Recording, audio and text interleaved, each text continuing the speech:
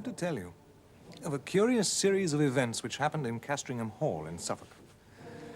In the year 1690, the district in which the hall is situated was the scene of a number of witch trials. One of the victims was a Castringham woman. Mrs. Mothersole was her name, and what seems to have been fatal to her was the evidence of the then proprietor of Castringham Hall, Sir Matthew Fell. He deposed to having watched her on 3 different occasions from his window at the full of the moon, gathering sprigs from the great old ash tree which grew within half a dozen yards of the house, and whose branches all but touched the upper windows. On each occasion, Sir Matthew had done his best to capture the woman, but she had always taken alarm at some accidental noise he'd made, and all he could see when he got down to the garden was a hare running across the park in the direction of the village. Mainly on this evidence, though there was much more of a less striking and unusual kind from other parishioners, Mrs. Mothersole was found guilty and condemned to die. She was hanged a week after the trial with 5 or 6 more unhappy creatures at Bury St. Edmunds. The other victims were apathetic or broken down with misery, but Mrs. Mothersole was, as in life, so in death, of a very different temper. As a reporter of the time puts it, she looked upon those that laid hands upon her with so venomous an aspect that the mere thought of it preyed inwardly upon their minds for 6 months after. However, all that she is reported to have said were the seemingly meaningless words, "There will be guests at the hall," which she repeated more than once in an undertone.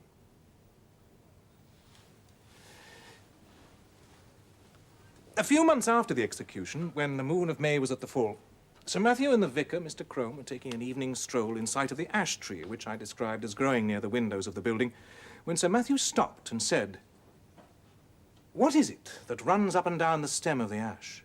It is never a squirrel. They will all be in their nests by now."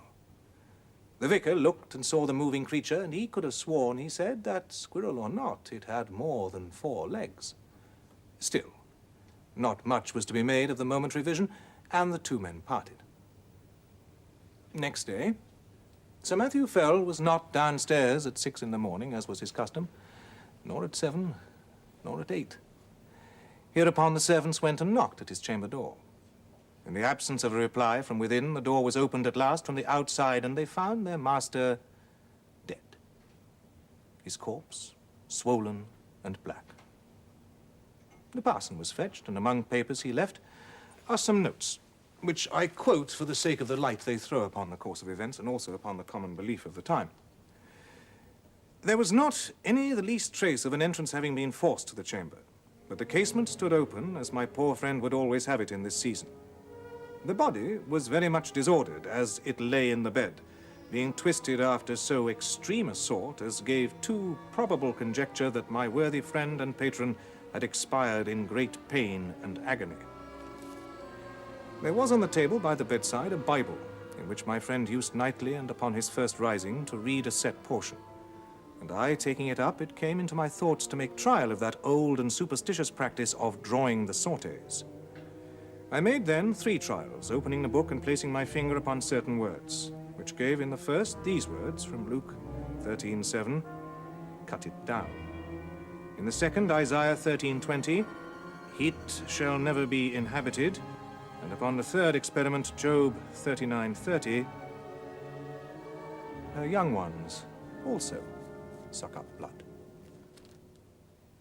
This is all that need be quoted from Mr. Crome's papers. Sir Matthew Fell was duly coffined and laid into the earth, and his son, Sir Matthew II, succeeded to the title and estates. It is to be mentioned, though the fact is not surprising, that the new baronet did not occupy the room in which his father had died, nor, indeed, was it slept in by anyone during the whole of his occupation.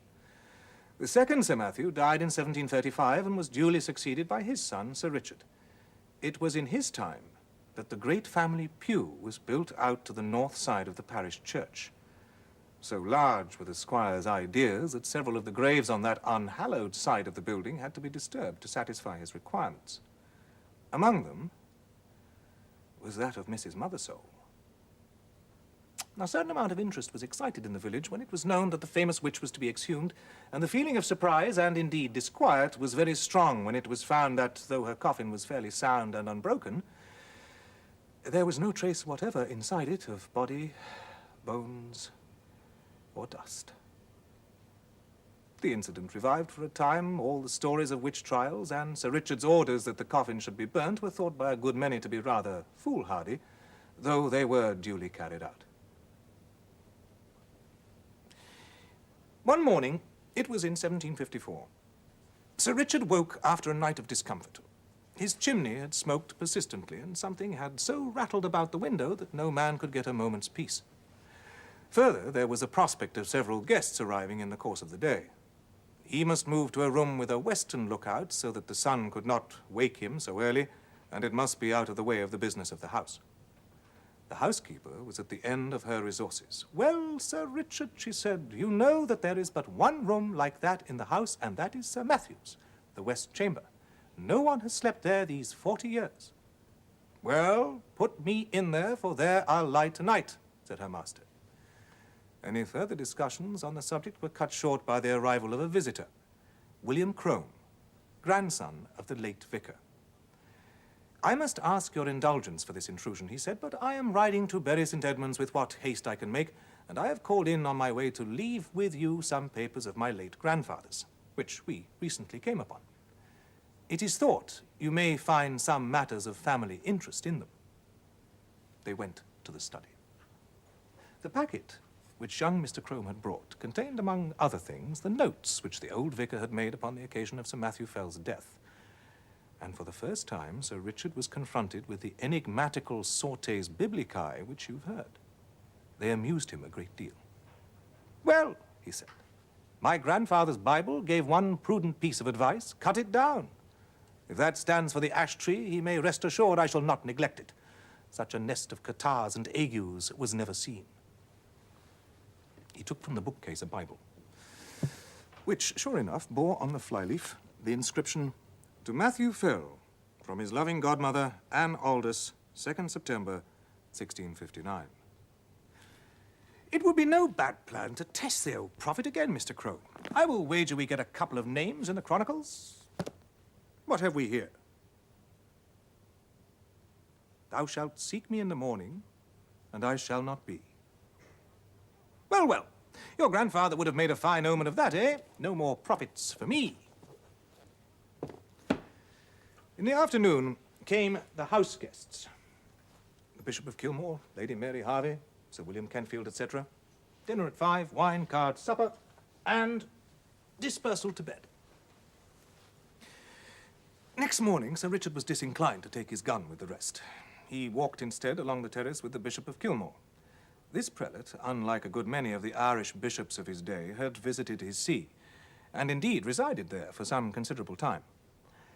"You could never get one of my Irish flock to occupy that room, Sir Richard," he said, pointing to the window of the west room. "They will always have it that it brings the worst of luck to sleep near an ash tree, and you have a fine growth of ash not 2 yards from your chamber window. Perhaps it has given you a touch of its quality already, for you do not seem, if I may say it, so much the fresher for your night's rest as your friends would like to see you. It can hardly be wholesome to have the air you breathe strained, as it were, through all the leafage. Your lordship is right there, I think, but I had not my window open last night. It was rather the scratching and rustling that went on, no doubt from the twigs sweeping the glass, that kept me open-eyed. Still, the tree is to come down tomorrow, so I shall not hear much more from it." The day passed quietly, and night came, and the party dispersed to their rooms and wished Sir Richard a better night. And now we are in his bedroom, with the light out, and the squire in bed. The night outside is still warm, so the window stands open. There is very little light about the bedstead, but there is strange movement there, and now you would guess, so deceptive is the half-darkness, that he had several heads, round and brownish, which moved back and forward even as low as his chest. It is a horrible illusion. Is it nothing more? There, something drops off the bed with a soft plump like a kitten, and is out of the window in a flash. And after that there is quiet again. "Thou shalt seek me in the morning, and I shall not be." As with Sir Matthew, so with Sir Richard, dead and black in his bed. A pale and silent party of guests and servants gathered under the window when the news was known. Italian poisoners, popish emissaries, infected air, all these and more guesses were hazarded, and the Bishop of Kilmore looked at the tree, where a white tomcat was crouching in the fork of the lower boughs, looking down into the hollow which years had gnawed in the trunk. It was watching something inside the tree with great interest. Suddenly it got up and craned over the hole. Then a bit of the edge on which it stood gave way, and it went slithering in. Everyone looked up at the noise of the fall. It is known to most of us that a cat can cry, but few of us have heard, I hope, such a yell as came out of the trunk of the great ash. 2 or 3 screams there were, and then a slight and muffled noise of some commotion or struggling. "There is something more than we know of in that tree," said Sir William Kentfield to the bishop. "My life upon it, but the secret of these terrible deaths is there. I am for an instant search." And this was agreed upon. A ladder was brought, and one of the gardeners went up. But looking down into the hollow, he could detect nothing save a few dim indications of something moving. A lantern was lit, and the gardener let it down by rope. They saw the yellow light upon his face as he bent over, and saw his face struck with an incredulous terror and loathing before he cried out in a dreadful voice and fell back from the ladder in a dead faint. The lantern fell inside the tree and must have set fire to the dry leaves that lay there, for in a few minutes a dense smoke began to come up, and then flames, and to be short, the tree was in a blaze. The bystanders made a ring at some yards' distance, and Sir William and the bishop sent men to get what weapons and tools they could, for clearly whatever might be using the tree as its lair would be forced out by the fire. So it was. First, at the fork, they saw a round body covered with fire, the size of a man's head, leap into the air and fall on the grass, where after a moment it lay still. The bishop went as near as he dared to it and saw what? But the remains of an enormous spider, veinous and seared. And as the fire burned lower down, more terrible bodies like this began to break out from the trunk, and it was seen that these were covered with grayish hair.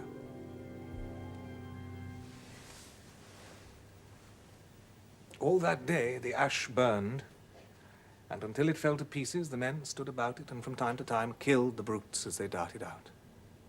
At last there was a long interval when none appeared, and they cautiously closed in and examined the roots of the tree. They found, says the Bishop of Kilmore, below it a rounded hollow place in the earth wherein were 2 or 3 bodies of these creatures that had plainly been smothered by the smoke. And what is to me more curious, at the side of this den against the wall was crouching the anatomy or skeleton of a human being, with the skin dried upon the bones, having some remains of black hair, which was pronounced by those that examined it to be undoubtedly the body of a woman. And clearly dead for a period of 50 years.